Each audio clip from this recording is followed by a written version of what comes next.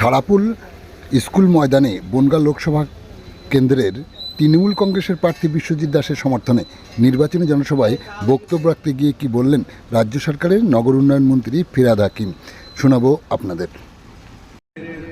এই জেলার সভাধিপতি নারায়ণ গোস্বামী আমার কলিগ বিধানসভায়, এখানে আমার কলিগ বিনা, অন্যান্য সব নেতৃবৃন্দরা আছেন, ফারাদ আছে, আমার সাথে এসছেন এবং আপনারা সকল। বেশি সময় নেই কারণ হেলিকপ্টার ধরতে হবে, 5:15 উড়বে, মানে এখান থেকে আমার 10 মিনিট লাগবে যেতে। যাই হোক, যে কথা বলার জন্য এসেছিলাম সেটা হচ্ছে, প্রত্যেকবার বিজেপি এসে বিশেষ করে বনগাঁর মানুষকে একটা তো ধর্মে ধর্মে লড়াই, আর দ্বিতীয়ত কিছু লালিপপ দিয়ে চলে যায়। যেরকম আগের বার এনআরসি, এবার কা কা কা কা কা। এই সিএটা কি? সিএ মানে সিটিজেন অ্যামেন্ডমেন্ট অ্যাক্ট। আমরা ভারতের নাগরিক, যারা অন্য অন্য জাতির আছে মুসলমান বাদে, তারা যদি অন্য দেশ থেকে এসে থাকেন তাহলে সিএ তে অ্যাপ্লাই করতে হবে। আমি সেই সব মানুষদের বলি, কেন আপনাকে অ্যাপ্লাই করতে হবে?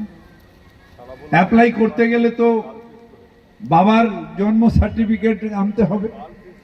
আপনি কোথায় জন্মেছেন, কি বৃত্তান্ত, মোদিজি আপনার নিজের বাবার জন্ম সার্টিফিকেট আনতে পারবেন? আমার জন্ম সার্টিফিকেট চাইছেন? এখানে এসে আমি ভোটার, আমি এখানে ভোটার, আপনারা সবারই ভোটার। আমাদের আধার কার্ড আছে। মথুয়া সম্প্রদায় থেকে এই শান্তনু ঠাকুর পার্লামেন্টে গেছে। মথুয়া সম্প্রদায়ের অনেকে আছেন যারা অ্যাসেম্বলিতে গেছেন।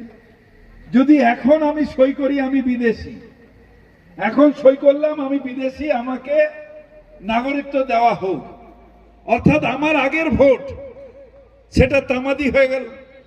আমার ভোটে যারা জিতেছে বা যারা গেছে, তারা যে বিলটা সই করেছে বা বিলটা পাস করেছে, সেই বিলটা তামাদি। অর্থাৎ ভারতবর্ষের ভারতীয় আমরা নই, বিদেশিদের দিয়ে তো আর ভোট হয় না। বিদেশি যারা আছেন তারা তো আর পার্লামেন্টে বা অ্যাসেম্বলিতে যেতে পারেন না।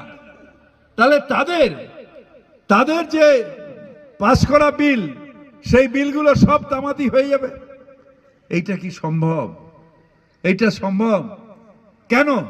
কেন আমার মথুয়া ভাইদের নতুন করে সিএ কেন লাগবে? কেন লাগবে? আমি ভোটার, আমি ভারতবর্ষে ভোট দিই। ধরুন যে মথুয়া নয়, এমনি এখানকার লোক, তার সাথে কি ডিফারেন্স আছে? আপনার কাছে ভোটার কার্ড আছে, আপনার কাছে আধার কার্ড আছে, যে ইনকাম ট্যাক্স দেন তার ওই প্যান কার্ড আছে, তাহলে আমার সাথে ওর তফাৎ কি? আমাকে নতুন করে কেন করতে হবে? শুধু ধর্মীয় বিভাজন করার জন্য টোটাল সিএটা আনা হয়েছে, যে দেখো আমরা তোমাদের দেব, ওদের দেব না, তাই এই ধর্মীয় বিভাজন। এরা শরণার্থী আর ওরা কি অনুপ্রবেশকারী। আমি বলি, আমরা ঘুষপেটিয়া নই, কেউ ঘুষপেটিয়া নয়। এই নারায়ণ বিনা আমার থেকে অনেক ছোট, কিন্তু একদিন ঈশ্বরের ডাকে তাকেও যেতে হবে। সেদিন চিতা জ্বলবে, সেই দিন এই গঙ্গায় চিতাভস্য ভাসানো হবে, এই দেশের মাটির সাথে মিশিয়ে যাবে। আর আমি ফিরহাদ হাকিম, আমার মৃত্যু হবে ওদের থেকে অনেক আগে, নিশ্চয়ই আমি অনেক বড় ওদের থেকে, কিন্তু এই 6 ফিট মাটিতে আমার কবর হবে। এই মাটির সাথে আমার দেহ মিশে যাবে, তাহলে আমার দেহ মিশে যাবে, ওর দেহ মিশে যাবে। ও ভারতীয়, তাহলে আমিও ভারতীয়। এই দেশে জন্মেছি, এই দেশের আনাজ খেয়ে বড় হয়েছি, এই দেশের মাটিতে আমার মার মিশে যাবে, আমার সাথে ওর কিসের তফাৎ? তফাৎটা হচ্ছে আমরা ওরা। এই করে করে বিজেপি পুরো দেশটাকে ভাগ করার চেষ্টা করছে।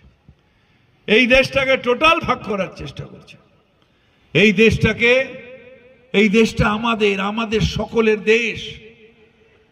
এই দেশ আমার, আমার আপনার সকলের, হিন্দু নর মুসলমানের জিজ্ঞাসা কঞ্জন, কান্ডারি বলো ডুবিছে মানুষ সন্তান মোর মার, সেই কান্ডারির নাম মমতা বন্দ্যোপাধ্যায়, সেই কান্ডারির নাম মমতা বন্দ্যোপাধ্যায়। তার নিশ্চিতভাবে সবাই বলেছে যে কতগুলো উপকার মানুষ পাচ্ছে। নারায়ণ এখন বলল না ক্রেডিবিলিটিটা, বাড়িতে যেটা চোর থাকতো সেটা বলল না। আমি বলি যে আসলে গ্যারেন্টি তারই থাকে যার ওয়ারেন্টি থাকে। মোদি কি গ্যারেন্টি, মোদি কি গ্যারেন্টি। দাঁড়িয়ালা এসেছিল না, अच्छे दिन आने वाले हैं,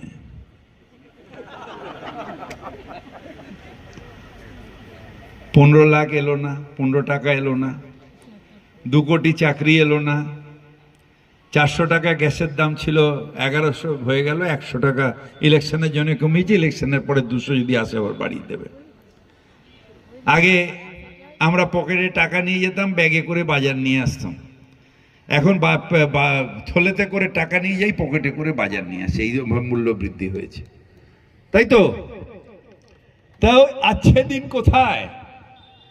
আজকে দিন শুধু আদানি আম্বানি ছাড়া কারোর হয়নি। কোথায় বাবা শান্তনু ঠাকুর? এখানে করোনায় মানুষ যখন মরছিল, যখন এই নারায়ণরা বিনারা ঘরে ঘরে দৌড়চ্ছিল, মমতা ব্যানার্জি রেশনের দেখা করেছিল, তখন তুমি কোথায় ছিলে? না বাবা, আমি ঠাকুর বাড়ির ছেলে, কেন কষ্ট করব, আমি ভেতরে থাকি, দিল্লিতে থাকি, আন্ডোরে থাকি, আমি যদি মরে যাই, এই বনগাল লোকের নিঃশ্বাস থেকে যদি আমার নিঃশ্বাসে ওই করোনা এসে যায়, তাহলে তো পটল তুলবো, তাই এই রিস্ক আমি নেব না। মরে মরুক, ইলেকশনের সময় আবার ওই সিএ ক্যাপ হ্যাঁ করে আমি বুঝে নেব। এই অবস্থায় পুরো দেশটা চলছে। মোদির গ্যারেন্টি, মোদি বেরোয়নি, টিভিতে দেখেছেন মোদিকে, কিন্তু মমতা ব্যানার্জি রাস্তায় বেরিয়েছে। রাস্তায় বেরিয়ে এসেন্সিয়াল কমোডিটি আমার সাথে গেছিল, বড় বাজার খুলিয়েছে, বলে ঠিক আছে এরকম গোল গোল দাগ দিয়ে দিয়ে একটা একটা করে থেকে তোমরা নিয়ে নেবে, না হলে অবস্থা খারাপ হয়ে যাবে বাংলার। রোজ রাস্তায় বেরিয়েছে মমতা ব্যানার্জি, মৃত্যুর ভয় করেনি। সেইখানে বিজেপিকে পাওয়া যায়নি, ওই ভ্যাকসিনের সময় পাওয়া গেছে, ভ্যাকসিনের সময় পাওয়া গেছে। ভ্যাকসিনের সময় মোদির ছবি, ভ্যাকসিনে মোদির ছবি, মোদির পিতৃদেবের টাকা দিয়ে ভ্যাকসিন দেওয়া হয়েছে, তো তাই মোদির ছবি রয়েছে ভ্যাকসিনে। আচ্ছা, যদি মোদির ছবি ভ্যাকসিনে থাকে, তাহলে কোভিডে যতগুলো ডেথ সার্টিফিকেট বেরিয়েছে, সেই ডেথ সার্টিফিকেটে তোরা মোদির ছবি লাগাচ্ছিস না কেন? সব ডেথ সার্টিফিকেটে মোদির ছবি লাগাও।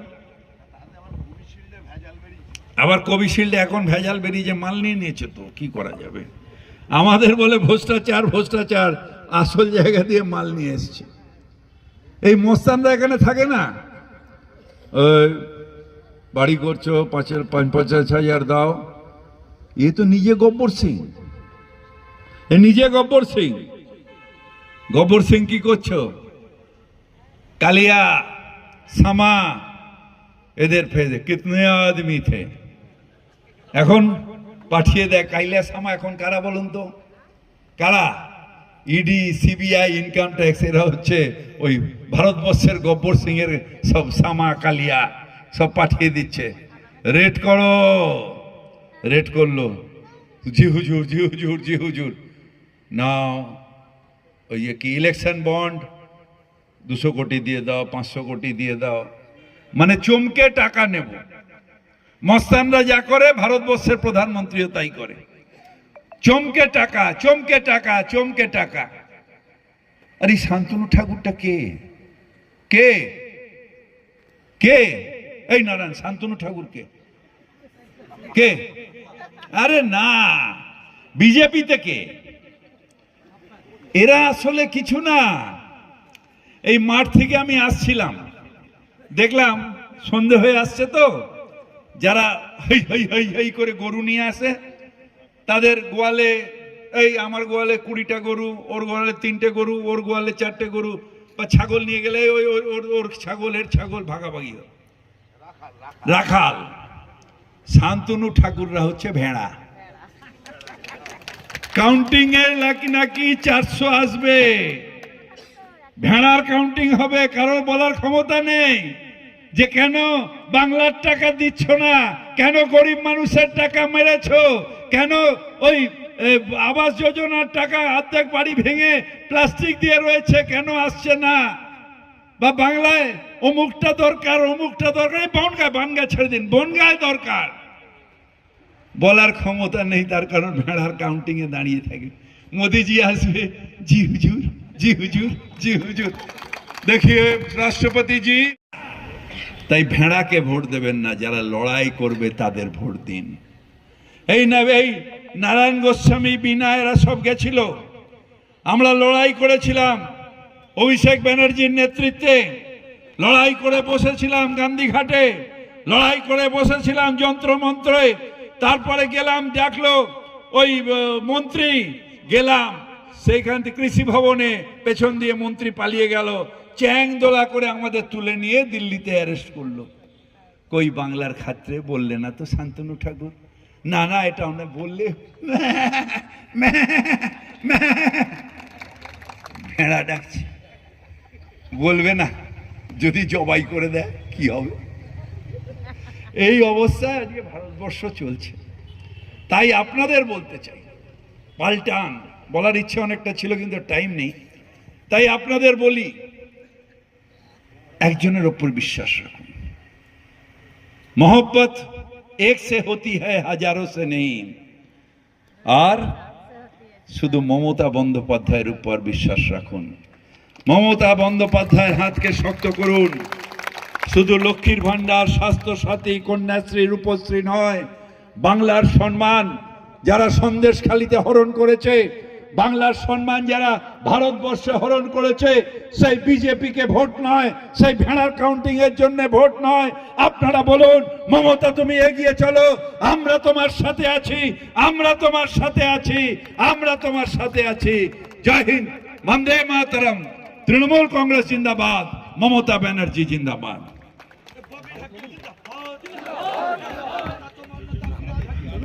जिंदाबाद जिंदाबाद।